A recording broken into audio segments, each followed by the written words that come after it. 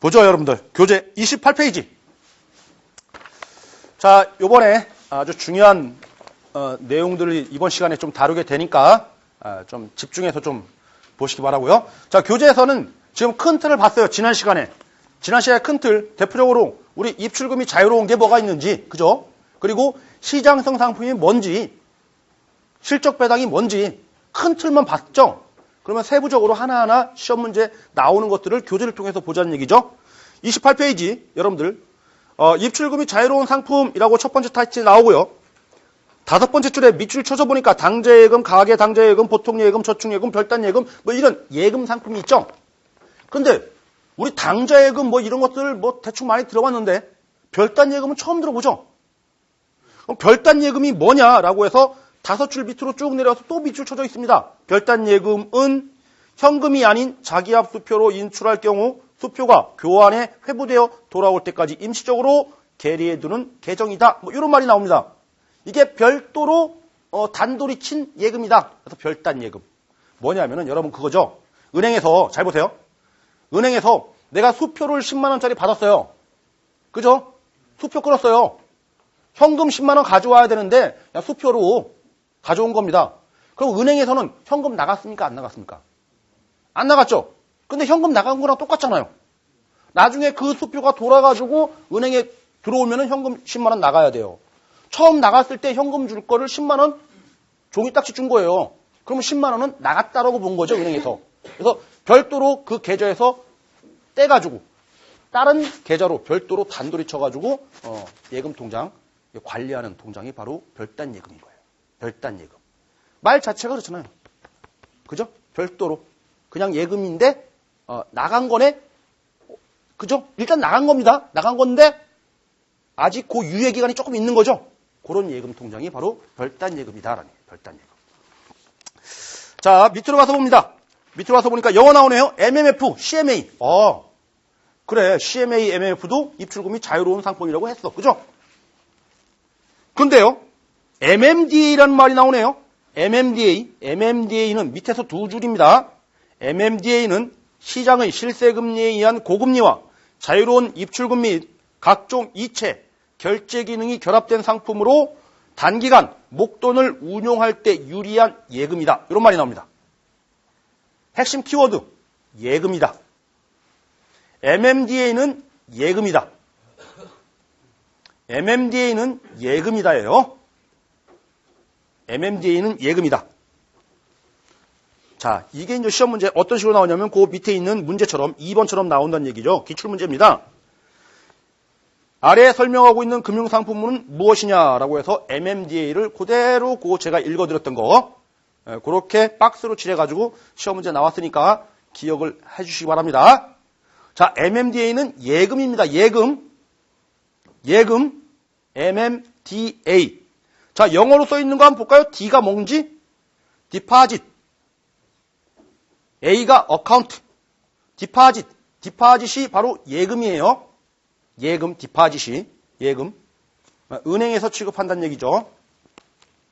그러니까 예금이니까 각종 이체라든지 뭐 이런 기능들도 결합된 복합성 예금 상품이래요. 복합 예금 상품. 이게 바로 MMDA. 자, 길죠? MMDA. 영어가 4글자나 돼요. 4글자. 자, 오른쪽 가서 보죠. 29페이지. 저축성 상품. 여러분들 저축 상품 중에서 두 가지가 있어요. 저축은. 잘 보세요. 상식입니다. 상식. 잘 보세요. 내가 돈을 1억 원을 맡겨놓고 1년 동안 묶어둡니다. 즉 거치한다는 얘기죠. 그런 저축 상품이 있고 또 하나는 내가 매달 100만 원씩 꼬박꼬박 계속 내는 저축 상품이 있어요. 그죠? 뭐예요? 적립식이냐 거치식이냐. 됐죠? 그게 바로 여기에 나오는 저축 상품이에요. 그러면은 밑줄이 제대로 안 쳐져 있네.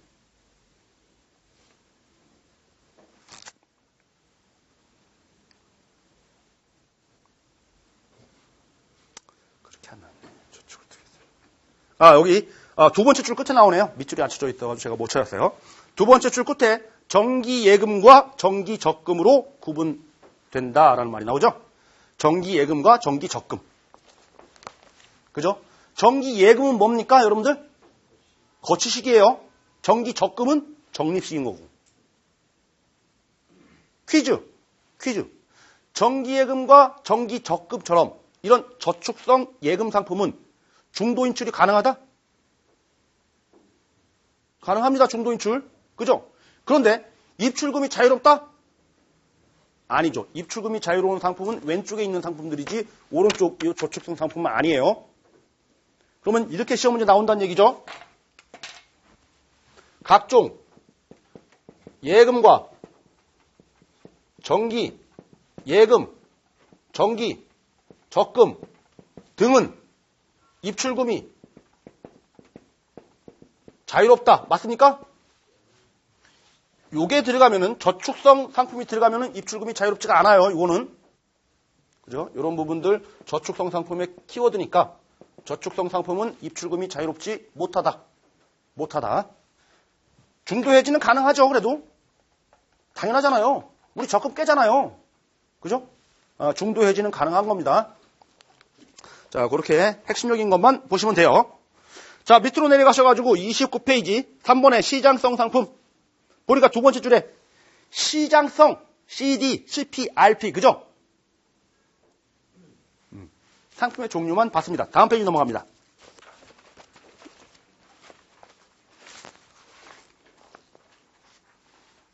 두 번째 줄에 밑으로 안 쳐졌는데 30일 이상의 최단 만기 제한이 있다. 찾으셨죠? 자, 세 번째 줄에 별도의 만기 후 이자는 없다. 찾으셨죠? 설명 다 드렸던 거잖아요. 자, 갑니다. 이제 밑으로. 나번 안 보셔도 되고요. 다번 실적 배당형 상품. 자, 오른쪽 가서 보죠. 신탁. 돈 맡기는 거래요. 돈 맡기는 거. 자, 신탁에서 네 번째 줄에 특정 금전 신탁은 이런 말이 나오고 그 다음 줄에 불특정 금전 신탁은 이런 말이 나오죠. 자, 특정이란 얘기는 뭐예요? 돈을 맡기는데 어디에 투자될 거야 라고 해서 특정된 거예요. 그게 바로 특정 금전 신탁이죠. 읽어보니까 신탁재산 운용 대상으로 특정 주식이나 대출 등을 고객이 구체적으로 어디에다가 투자해. 이거 돈 맡겨놓을 테니까 이거는 삼성전자 주식에만 투자해. 이렇게 특정해 놓는 금전신탁이 특정 금전신탁. 그냥 돈만 신탁하고 네가 알아서 해 라고 하는 게 불특정 금전신탁. 뉘앙스로 이해되시죠? 뉘앙스로. 자, 2번 갑니다. 자, 실적 배당 상품이면서 단기인 거. 첫 번째, MMF. MMF에서 쭉 내려와서 보니까 6줄, 7줄 내려와서 보니까 영어로 된 거. CMA. 그죠? 우리 실적 배당 상품에 MMF와 CMA가 있다라고 설명드렸잖아요. 그죠? 그 부분이 나오는 거예요. 그러면은 MMF는 뭐냐라는 거죠. 자, 보니까 MMF는 투자자가 투자한 자금을 모아서 F가 펀드잖아요. 펀드니까 돈을 모아서 그 자금을 주로 어디에 투자하냐? 양도성 예금증서, 기업어음, 단기 채권에 투자하는 초단기 상품으로 이런 말이 나옵니다. MMF. 초단기 상품이래요. MMF. 어디에 투자한다고요? CD, CP에 투자한다고요. CD, CP. MMF는 어디에 투자한다고요? CD하고 CP 등에 투자되는 초단기 상품이라고요. 초단기 상품. 단기 상품이니까 이런 것들이 만기가 있잖아요. 이거 시장성 상품이죠. 얘네들만은 중도 해지 됩니까? 안 됩니까? 안 되죠. 최단 만기 30일 제한이 있죠. 시장성 상품은 요런 데에 투자하는 게 바로 MMF란 얘기예요. 돈 모아서 요런 상품에 투자하는 게 MMF라고요. 그러니까 이런 상품들은 만기들이 있을 거란 말이에요. 이 만기들은 가중평균 하면은 만기 전체 평균은 며칠 이상을 넘지 말래요? 90일. 여러분들 90일에다가 새카맣게 지워버리시기 바랍니다.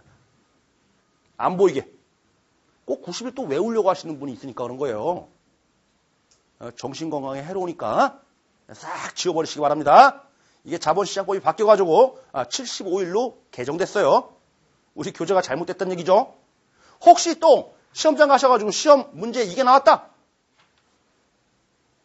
우리 책대로 90일 이거 맞는 지문으로 나왔다. 그러면 출제위원들이 바보입니다. 그죠? 만약에 혹시 이거 여기 체크했어요. 시험장 가서 시험 문제 봤다. 이거 분명히 잘못된 건데 이의 신청 바로 하시기 바랍니다. 이의 신청. 75일로 바뀌었어요. 75일로.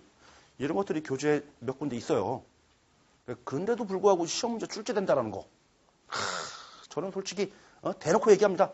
시험 출제위원들의 과연 자질이 있을까? 어쨌든 MMF 초단기 펀드다. 초단기 펀드다. MMF. 자, 그렇게 봤고요. CMA 갑니다. 밑으로 쭉 내려가서 CMA. 자, 초단기니까 CMA 바로 위에 초단기 상품이므로 환매 수수료를 받지 않는다. 그런 말도 있어요. 너무 짧으니까 뭐 수수료 없이 그냥 해준다라는 얘기고요. 자, CMA는 고객으로부터 예탁받은 RP, 기여보험, MMF 등에 투자된대요. CMA는요? CMA는 뭐라고 합니까? 기여보험, RP, MMF. 기여보험은 영어로 CP, RP. 그리고 또 MMF에도 투자된대요. 여기에도. 그러니까 MMF는 여기에 투자되고 MMF를 잡아먹는 놈은 CMA이고. 그죠? CMA는 이 전체 MMF에도 투자를 한다면서요. 그러니까 결론적으로 투자 대상이 더 큰 거는 어디예요? CMA 쪽이죠. 보니까. MMF는 초단기고 그나마 그 다음 단계로 넘어가는 게 바로 CMA라는 얘기예요. CMA. 자, CMA는 RP, CP, MMF 등에 투자되면서 동시에 수시 입출 및 자금 결제 기능 등 부가 서비스를 제공하는 복합 금융 서비스이다. 이런 말이 나옵니다. 어디서 많이 봤네요. 자금 이체도 되고 결제 기능도 있고 이런 상품 어디서 봤죠? 여러분들 한 페이지 그죠? 한 페이지 앞으로 갑니다. 28페이지 맨 밑에서 두 줄 MMDA는 각종 이체 기능, 결제 기능이 있는 예금이다. 이런 말이 했죠? 맞죠? 근데 결제 기능, 이체 기능도 있는데 이거 CMA는. 근데 예금입니까 이거? 아닙니다. 디파짓이 아닙니다. 디파짓이. CMA 여러분들 계좌 가지고 계실 테니까 아시겠죠? 우리 CMA 계좌 가지고 있으면 거기서 보험료 자동이체 되면은 뭐 1% 할인해주고 자동이체 기능들이 있어요. CMA 각종 기능들이 있는 상품이면은 분명합니다. 그런데 불구하고 CMA는 예금이 아니에요. 그러니까 CMA를 취급할 수 있는 금융기관은 은행입니까? 은행이 아닙니까? 은행이 아니다라는 얘기죠. 따라서 CMA는 증권회사가 발행한다. 그리고 좋은 회사, 우리 종금사 배웠죠? 종합금융회사, 종금사 요 두 군데서만 CMA를 발행을 합니다. 은행이 아닙니다. 예금이 아니란 얘기예요. CMA는. 됐죠? 자, 그래서 이것도 시험 문제 나왔습니다. CMA는 증권사형 CMA와 집합투자업자형 CMA가 있다. 아니죠? 종금사형 CMA와 증권사형 CMA가 있는 거죠? 두 가지. 됐습니다. 자, 어쨌든 간에 우리 단기 실적 배당 상품 지금 공부하고 있어요. 요 단기 실적 상품인 MMF와 CMA는 예금자 보호 됩니까? 안 됩니까? 안 되죠? 안 되잖아요. 예금자 보호. 그런데 예외가 있습니다. 요거 종금사형 CMA. 요게 예외예요. 요거만큼은 예금자 보호를 해준다. 안 되는 게 원칙이지만 종금사형 CMA만큼은 예금자 보호를 해준다라는 특징이 있어요. 그러니까 시험 문제 잘 나오는 겁니다. 예외가 있으니까. 자, 보죠. 31페이지 밑에 종금사형 CMA 뭐 나오고 5천만 원까지 예금자 보호가 되는 특징이 있다. 이런 말이 나옵니다. 다음 페이지 넘어갑니다. 자, 한편 증권회사형 CMA 나오죠. 증권회사형 CMA는 뭐라고 돼 있어요? 세 번째 줄에 예금자 보호 대상도 아니며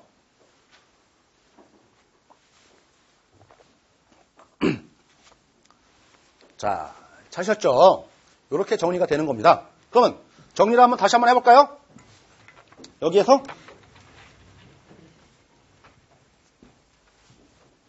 정리를 다시 한번 해볼까요? 큰 틀을 이제 봤어요. 그죠? 큰 틀을 보니까 이제 답이 이제 슬슬 보이기 시작하죠? 시험 문제 바로 이런 것들이 나오는 겁니다. 다음 CMA에 대한 설명으로 틀린 것은 그냥 하나 단일 상품으로 시험 문제 가장 많이 나오는 거 내가 찍은 거예요. 다음 중 CMA에 대한 설명으로 틀린 것은 1번 CMA는 입출금이 자유로운 상품이다. 맞습니까? 2번 CMA는 단기 실적 배당형 상품으로서 모두 예금자 보호가 되지 않는다. 맞습니까? 틀리죠? 두 가지가 있다고 했습니다. 예외가. 증권의 사용과 종금 사용이 있다고 했어요. 종금 사용은 예금자 보호를 해준다라는 예외가 있었어요. 그죠? 자, CMA는 단기 실적 배당 상품으로서 종금 사용과 증권의 사용으로 나뉜다. 맞죠? 이런 식의 CMA 가지고도 지문이 계속 구성이 될 수가 있어요. CMA 시험 문제 잘 나오니까 반드시 좀 기억을 하셔야 돼요. 이 중에서 상품 중에서 가장 중요한 게 바로 CMA예요. 혹시 CMA는 이렇게 나옵니다. CMA는 자금이체, 결제 기능이 결합된 복합 예금 상품이다. 틀립니다. 예금은 MMDA가 예금이었지 CMA는 그냥 금융복합 서비스라고 나오죠. 우리 교재에는. 예금이라는 표현을 안 한다는 얘기예요. 자, 그렇게 정리하시면 충분합니다. 어렵지 않죠? 예금. 우리 금융상품 되게 우리 교재에는 엄청 많이 나와요. 근데 한 번에 정리를, 체계를 잡아두시면은 훨씬 더 쉽게 접근이 됩니다. 자, 다음으로 32페이지 갑니다. 변액보험. 변액보험. 뒤쪽에서 이제 3장에서 자세하게 다룰 거죠. 자, 4번에 집합투자기구. 집합투자기구. 옆에 쓰세요. 펀드라고.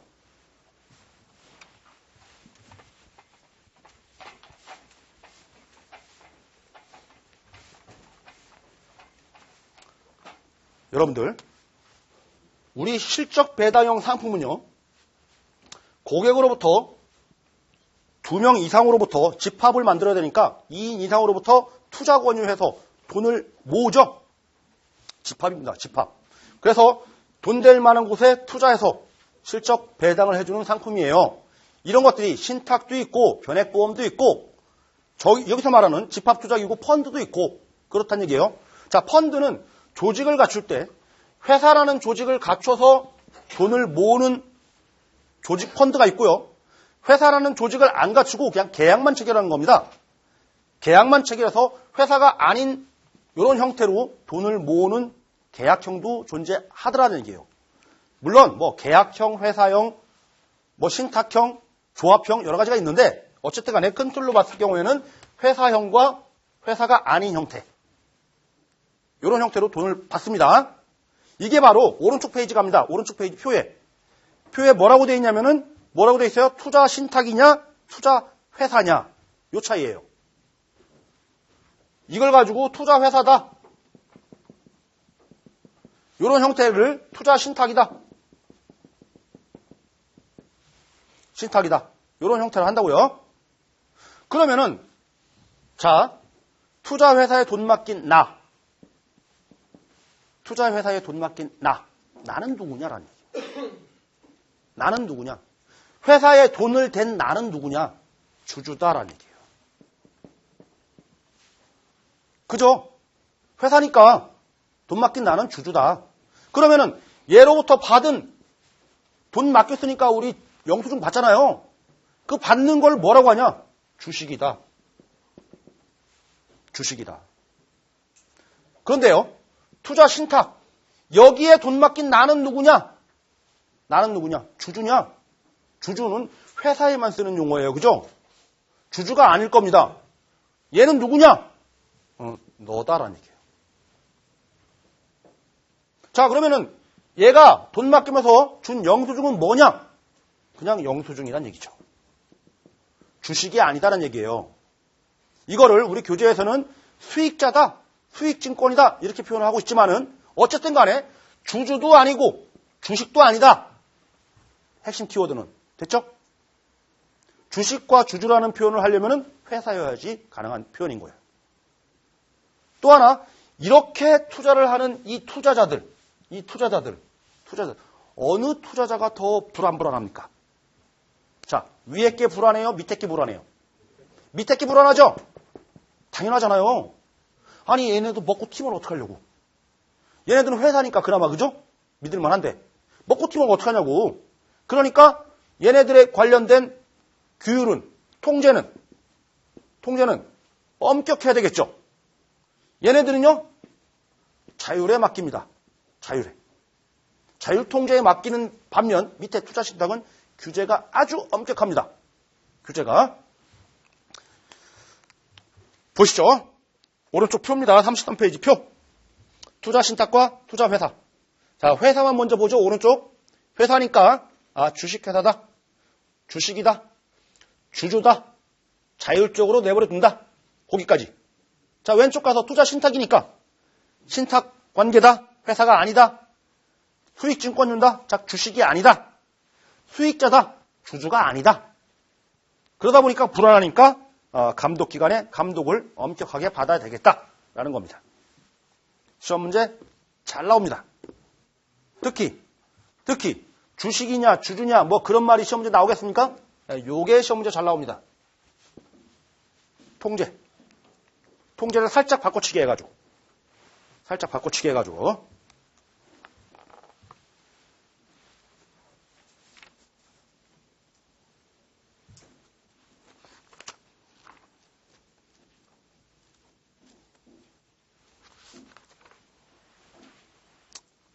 자, 가서 보죠. 33페이지 밑에 안 보셔도 됩니다. 34페이지도 안 보셔도 됩니다.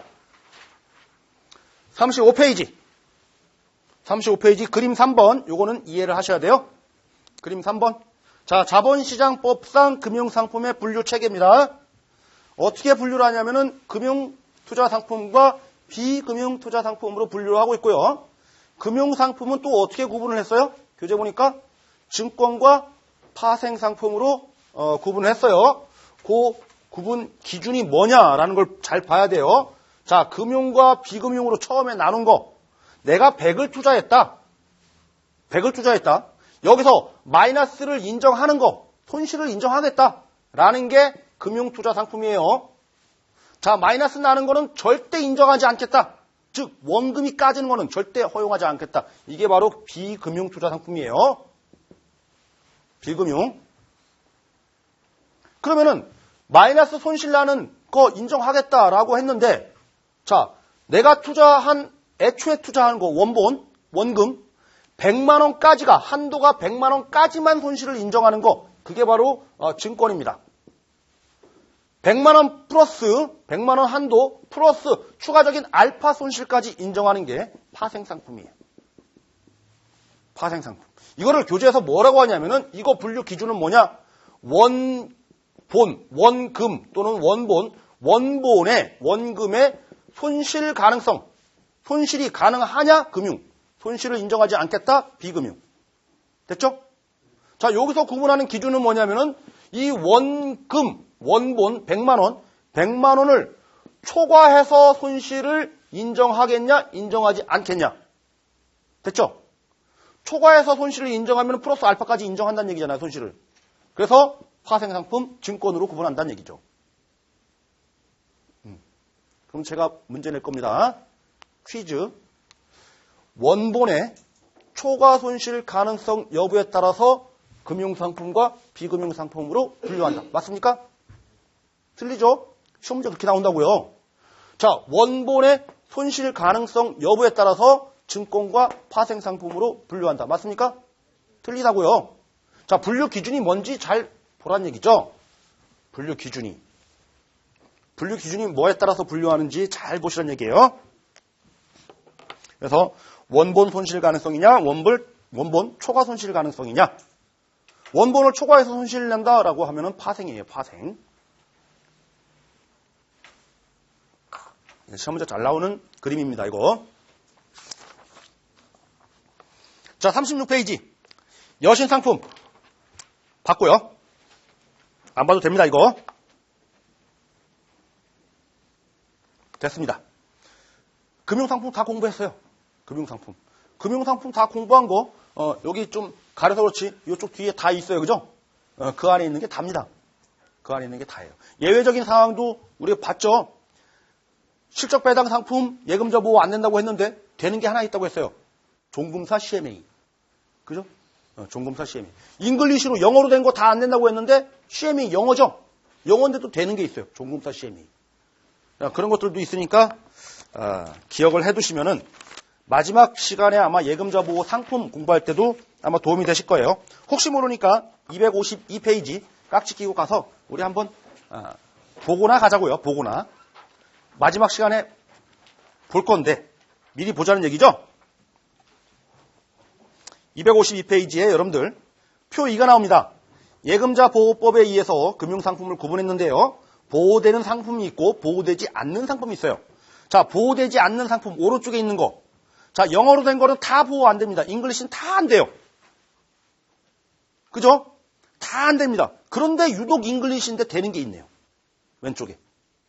그죠? 종금사 CMA. 찾으셨죠? 그런 예외들이 있으니까 우리가 한번 공부를 한 거예요. 상품에서. 자, 이제 앞으로 갈 겁니다. 자, 여러분들 37페이지 주식시장의 이해죠? 요거는 다음 시간에 할 거예요. 어디를 보시냐면은 81페이지 먼저 할 겁니다. 주식과 채권 3장, 4장은 그렇게 어려운 내용들이 없어요. 시험 문제 아주 단락단락 시험 문제 출제를 하고 있어요. 지금까지 설명드렸던 거 있죠? 첫 번째 시간에 금리의 이해 부분 위주로 설명드렸고 이해를 하셔야 되는 거고요.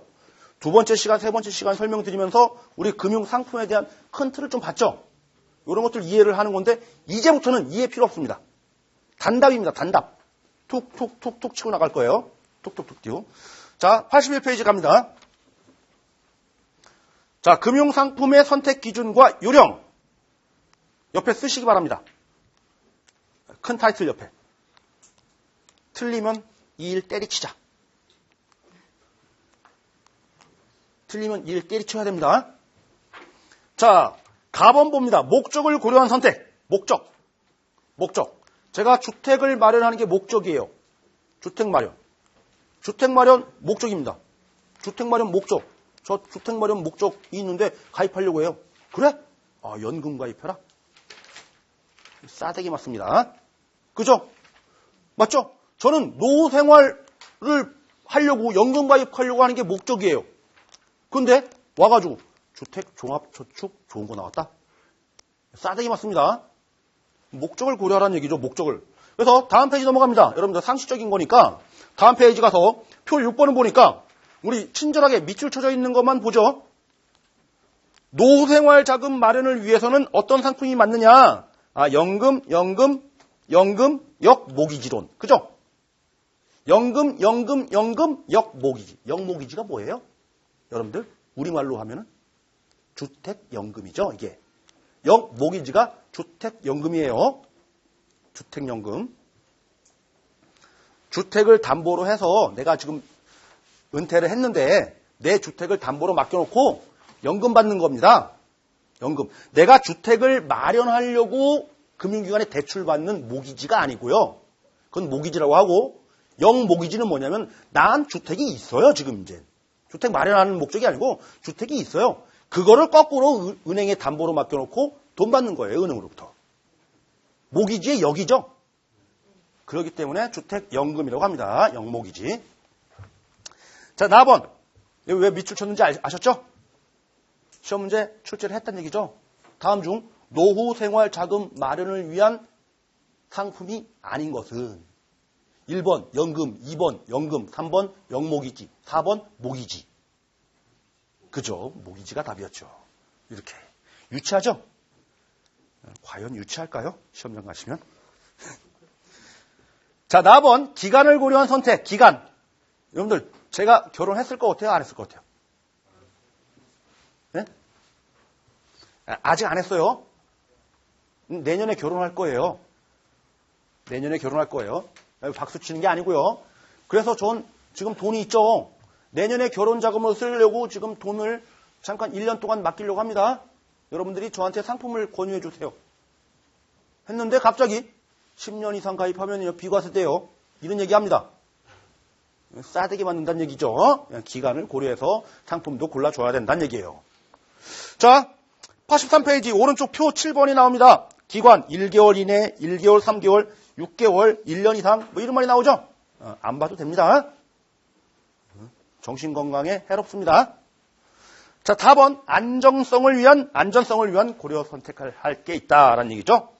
자, 내가 채권에 투자하고 싶어요. 주식에 투자하고 싶어요. 그러고 있는데 우량회사 주식을 권유해주면 좋겠죠. 그죠? 다 쫄딱 망하는 회사의 채권, 그런 회사의 주식 권하면은 안 되겠죠. 그죠? 그런 거 안전성을 고려를 해라. 내가 보험을 가입하려고 하고 있는데 똑같은 보험 상품을 A보험사, B보험사 다 상품을 판매하고 있어요. 그런데 안전한 보험회사, 나 보험금 탈 수 있는 안전한 보험회사에 가입하게 권유를 해줘야 되겠죠. 맞죠? 그러면은 안전성에 대한 지표가 뭐냐? A사하고 B사하고 누가 더 안전하냐? 이거 판단하는 지표를 우리가 알자는 얘기죠. 자, 그래서 표 8번. 84표 8번. 여기서 시험 문제 나오면 바로 이게 나옵니다. 표 8번. 별표입니다. 별표. 아주 중요합니다. 자, 보험회사는 뭐를 보래요? 지급 여력 비율을 보래요. 자, 은행은 뭐를 보래요? BIS 자기자본 비율을 보래요. 증권회사는 뭐를 보래요? 영업용 순자본 비율을 보래요. 자산운용회사는 뭐를 보래요? 위험 대비 자기자본 비율을 보래요. 외우십시오. 이게 거꾸로 막 가면 안 됩니다. 외우시란 얘기예요. 제가 차마 암기기법을 여기다가 판서를 못하는 것을 양해해 주시기 바라고요. 암기기법을 차마 여기다 표현을 못하겠습니다. 아셨죠? 차마 표현을 못해요. 자, 암기기법을 설명드립니다. 자, 은행, 두 번째 은행. 영어로 쓰십시오. 뱅크. 은행이 뱅크라는 사실은 다 아시죠? B니까 BIS 비율이에요. 됐죠? 자, 보험회사. 자, 앞 글자만 땁니다. 두 개.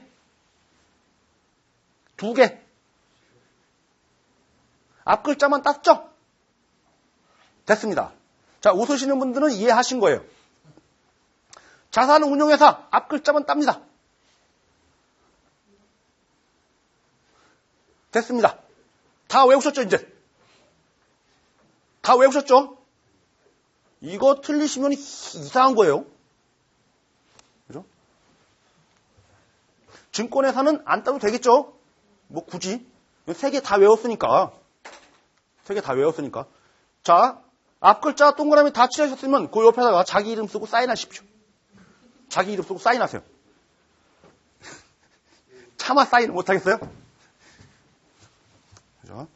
틀리시지 말란 얘기예요. 송악하게. 이게 시험 문제 나옵니다. 좀 약간 음흉하지 않아요?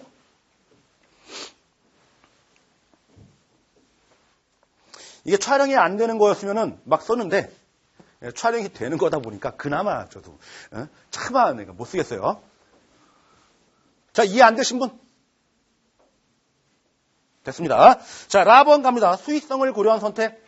그나마 좀 수익을 좀 추구하는 고객이 있다라고 하면은 나 연 한 7% 정도 수익을 내고 싶어 라고 하는 고객이 있다라고 하면은 약간 좀 공격적으로 주식이라든지 펀드라든지 그런 쪽으로 상품을 권유해야지 되지. 뭐 은행 예금 상품 권유하면 안 되겠죠. 그죠? 이런 것도 고려해서 골라줘라라는 거죠.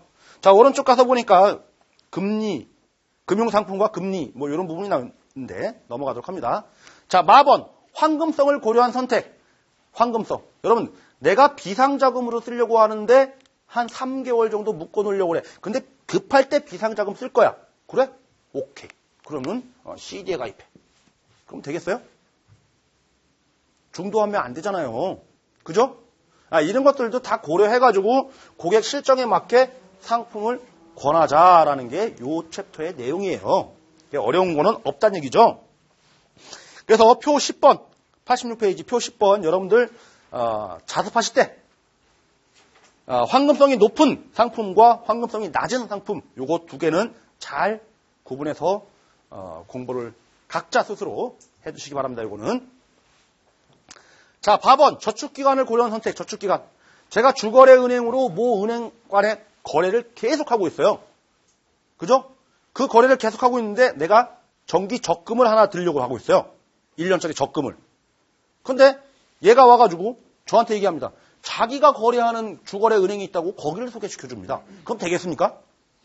안 되죠. 그 고객의 주거래 은행을 최대한 활용할 수 있게 저축기관을 선택을 시켜줘야 되겠죠. 그런 것까지 다 고려를 해라라는 얘기예요. 너무 지극히 상식적인 내용이죠. 여기 챕터가 보니까. 금융상품의 선택 기준 및 요령. 그래서 여기서 만약에 틀렸다 라고 하면은 여러분들 고객 관리 못하는 사람이에요. 말도 안 되는 거죠. 여기서 틀렸다 라고 하면은. 뭐 암기해야 될 거는 제가 암기법 차마 쓰지는 못했지만 가르쳐 드렸잖아요. 그 정도 이제 보시면 되겠다라는 거고요. 자, 이번 시간에 이제는 우리 금융상품과 이어서 쭉 설명드렸고 어떻게 선택을 하는지에 대해서 설명을 드렸습니다. 그러면은 금융상품, 단기 금융상품 위주의 6가지 화폐시장, 그거는 공부 안 했잖아요. 앞에서. 그거 마저 짧게 설명드리고 이제 쉬도록 하죠. 자, 어디를 보실 거냐면은 여러분들 12페이지, 13페이지 나오는 거 간략하게 이제 설명을 드릴 거예요. 간략하게. 자, 첫 번째. 콜. 여러분들 우리 남자분들은 잘 알죠? 포커 칠 때 콜 하잖아요. 그죠? 그 개념이에요. 부른다는 개념. 콜이라는 얘기는 뭐냐면은 금융기관이 오전에 돈이 조금 부족해요. 보험사가 보험금을 지급해야 되는데 지금 돈이 별로 없어요. 옆에 있는 보험사한테 가서 야, 돈 좀 빌려줘. 그거예요. 옆에 보험사가 가지고 콜 그럽니다. 그럼 옆에 보험사가 돈이 좀 있으면 콜. 빌려주겠다는 얘기죠. 오후에 갚으면 됩니다. 그러니까 단기 상품이에요. 단기. 자, 은행도 마찬가지고 보험사도 마찬가지고 증권사도 마찬가지로 콜, 초단기 금융 상품이다라는 얘기죠. 누구 간의 금융기관 간 상품이에요. 여러분들 이거 배웠다고 해서 지점에 들어가셔가지고 지점장님한테 오전에 나 돈이 없으니까 콜! 그랬다가는 싸대기 맞습니다. 개인은 할 수 없습니다. 금융기관만 할 수 있습니다. 콜. 자, 아침에 빌렸다 오후에 갚아요. 그죠? 내일 갚아도 되고 모레 갚아도 되고 너무 늦게 갚으면 화나죠? 서로 간에 너무 늦게 갚으면 화나요. 그래서 최단 만기는 없어요. 바로 지금 빌렸다가 좀 이따 갚으면 되니까 상관없어요. 최단 기간은 제한 없는데 최장. 아무리 늦게 갚아도 90일 이내에는 갚아라. 요 제한이 있습니다. 자, 90일. 자, 암기할 숫자가 두 번째 나왔습니다. 자, 30일 우리 공부했죠? 시장성 상품. 시장성 상품은 최단 30일 이상은 시장에 투자해라. 그죠? 그거 배웠고. 지금 콜 관련돼서 만기 최장 90일 이내에는 갚아라. 이런 말이 나왔죠. 콜, 이 정도만 보시면 됩니다. 자, 두 번째. 이번에 기업어음입니다. 기업어음. 영어로 한번 해볼까요? CP. 두 번째, CP예요. CP. 자, 떠올라야죠? CP. CP 하니까 뭐 생각납니까? 갑자기 두 글자니까 샹 생각나죠? 그죠? 이거 생각이 나야 돼요. 샹 생각나야 돼요. 그러니까 시장성 상품이구나. 됐죠? 자, 요런 거다라는 얘기죠. 근데 여기 시장성 상품에 대해서는 언급을 안 하고 있고요. 우리 교재에서는 뭐라고 되어 있냐면은 단기 자금을 조달할 목적으로 상거래와 관계없이 기업어음이니까 발행한 융통어음이다. 이렇게 되어 있습니다. 융통어음. 자, 융통어음입니다. 돈을 돌린다라는 얘기. 돈을 빌린다라는 얘기예요. 쉽게 말하면 돈을 빌린다. 융통한다. 돈을. 누구의 이름으로? 기업의 이름으로. 기업어음. 그죠? 동양이라는 그룹의 이름으로 동양 CP를 발행한 거죠. 자, 그래서 동양이라는 기업의 이름으로 발행했어요. 담보 걸었습니까? 안 걸었죠. 담보 걸었으면 이렇게 쫄딱 안 망하잖아요. 담보 안 걸었어요. 이 회사라는 이름만 걸은 거죠. 그래서 무담보. 이게 바로 CP입니다. CP, 기업어음. 기업어음. 첫 번째 줄에 융통어음이라는 게 키워드고요. 두 번째 줄에 무단보거래 원칙이 키워드인 겁니다. CP.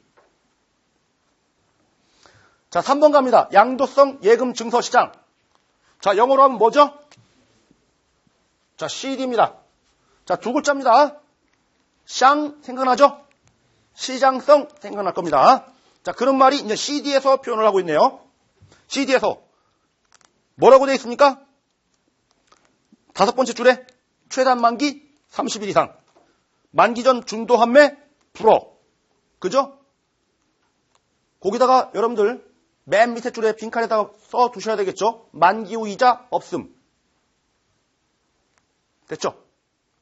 그러면 CD는 대표적인 시장성 상품인데 어디에서 발행하느냐? 은행에서 발행합니다. 은행만 발행합니다. 은행만.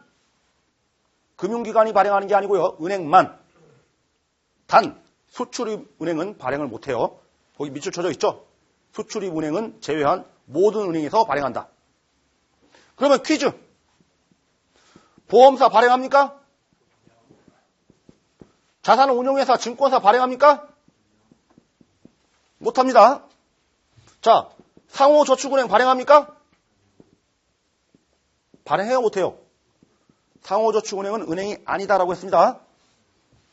새마을금고, 신협, 단위조합 발행합니까? 못합니다. 자, 우체국 발행합니까? 못합니다. 은행만 발행하는 거예요. 은행만. 그래서 시험 문제에서 상호저축은행은 CD를 발행할 수 있다. 맞습니까? 틀리다.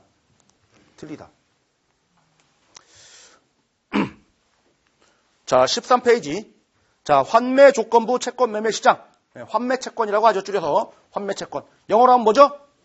RP. 네 번째 RP. 자, 이 부분은 RP는 뒤에 채권, 다음 시간에 채권 파트에서 설명드릴 거예요. 지금 안 봐도 됩니다. 자, 5번 통화안정증권시장. 5번 통안증권. 통안채라고도 하고요. 줄여서 통안채. 통화를 안정시키기 위해서 증권을 발행했대요. 통화를 안정시키기 위해서. 누가 하겠습니까? 한국은행이 하겠죠. 그죠? 일반적인 시중은행에서는 못하겠죠. 시중은행에서 무슨 자기가 통화를 안정시킨다고. 국가금융기관인 한국은행에서 하는 거겠죠. 통안증권. 중요한 키워드. 맨 마지막에 나오는 동증권의 만기는 14일에서 2년까지 13종으로 정형화되어 있다. 이런 말이 나옵니다. 정형화되어 있다. 그래서 1종, 2종, 3종, 4종, 5종 해서 13종 통안채가 있는 거예요. 총. 14종도 아닙니다. 13종. 만기가 2주에서 2년까지예요. 2주에서 2년까지 13종으로 정형화되어 있습니다. 이게 중요한 키워드예요. 외우란 얘기 아닙니다. 이거. 뭐 2주를 외우고 2년을 외우고 13을 외우고 숫자 외우란 얘기 아니에요. 핵심 키워드는 정형화입니다. 정형화. 이게 시험 문제 이렇게 나와요. 만기가 2주에서 2년까지 한국은행은 통화안정증권을 자율적으로 발행할 수 있다. 틀려요? 자율적으로 발행 못합니다. 예를 들어서 이런 거죠. 14일 만기, 15일 만기, 16일 만기, 17일 만기, 18일 만기 쭉 만기를 쭉 늘어가면은 14일에서 2년까지 만기에 대해서 일자별로 쫙 나오겠네요. 그죠? 맞죠? 이것도 만들 수 있고 이것도 만들 수 있고 이것도 만들 수 있고 지 마음대로 재량권 만들라는 얘기가 아니에요. 자, 너는 14일짜리는 1종, 30일짜리는 너는 2종 이렇게 13가지가 딱 정해져 있습니다. 정형화. 그 중에서 하나 발행하는 거지 15일, 16일, 17일 못 발행합니다. 이거. 자율적으로 발행하는 게 아니고 정형화되어 있다는 게 중요한 거예요. 시험 문제가 바로 거기서 출제를 하는 겁니다. 그래서 14일에서 뭐 2년 그거 가지고 말장난 안 쳐요. 뭐 13종을 뭐 15종으로 말장난 안 칩니다. 그거 외우지 마시고요. 자, 마지막으로 표지어음. 표지어음. 여러분들 표지어음.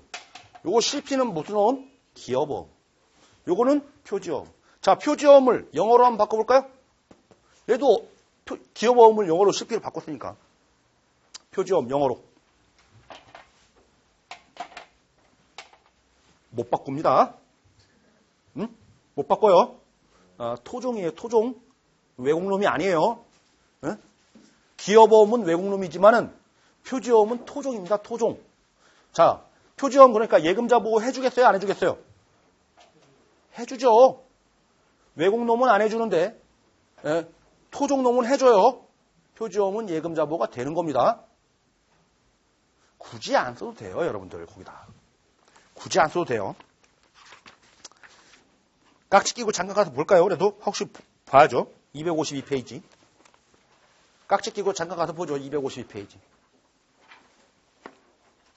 그 박스에서 밑에서 두 번째 칸에 있는 종합금융회사의 표지어음이 예금자 보고가 되는 걸로 나와 있죠. 그죠? 앞에서 금융상품 이렇게 공부하면서 쭉 정리되는 부분들을 뒤쪽에 한번 쫙 정리된 표라고 보시면 돼요. 그 이외에 더 추가적인 내용들이 나오고는 있지만은 그 뒤에 거 그 표 그 다 외우려면은 죽습니다, 여러분들 머리.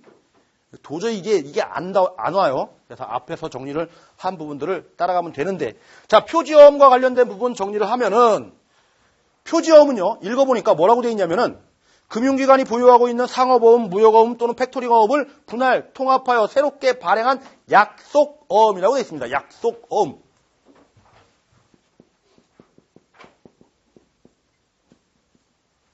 약속어음이래요. 약속어음. 중요한 거죠. 기업어음은 융통어음이에요. 그냥 돈 빌리려고. 동양이라는 회사를 믿고 돈 좀 꿔줘 이거예요. 융통어음. 그런데 표지어음은요. 각종 봐요.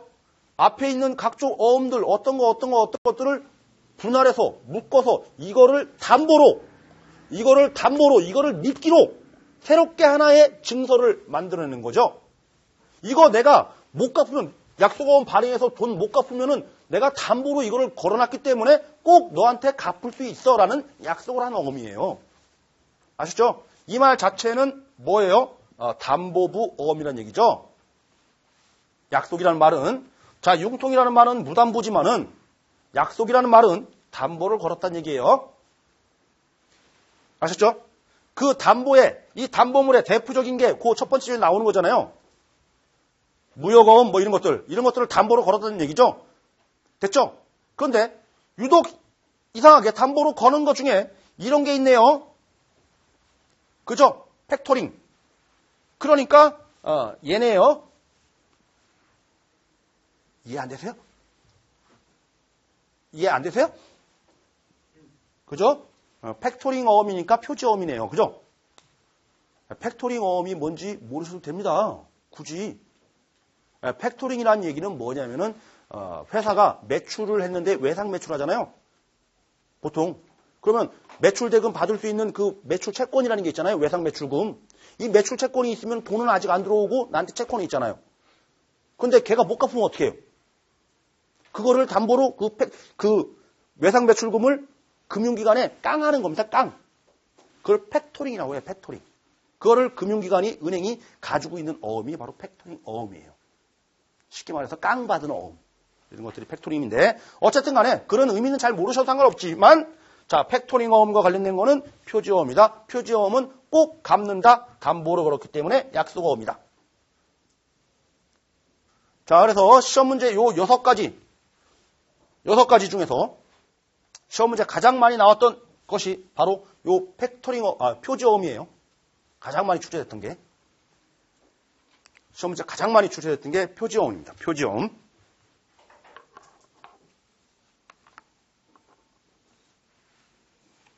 어떻게 출제했을까요, 이거?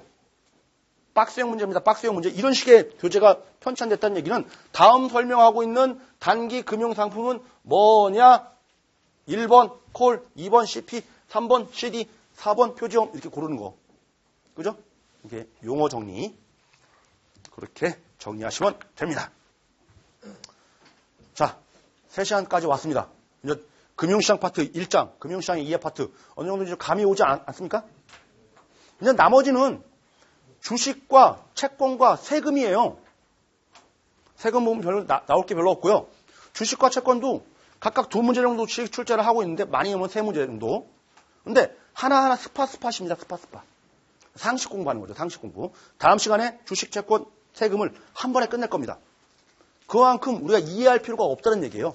시험 문제 나오는 거 탁탁탁 정리하면 되니까. 자, 지금까지 이제 설명드렸던 3시간 동안 했으니까 설명드렸던 거를 잘 정리를 하고 교재를 한번 읽으셔야 돼요. 자, 오늘은 여기까지 이제 마치도록 하고요.